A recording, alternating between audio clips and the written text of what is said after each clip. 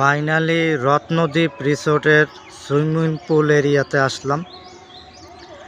পরিবেশটা খুবই শান্ত, চারিদিকে অনেক ফুলের গাছ।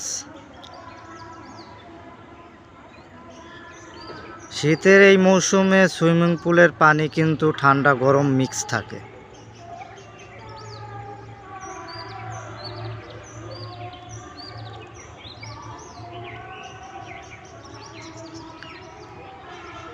চারিদিকে পাখির কিচিরমিচির শব্দ। এই ছোট সুইমিং পুলটাতে বাচ্চারা গোসল করে।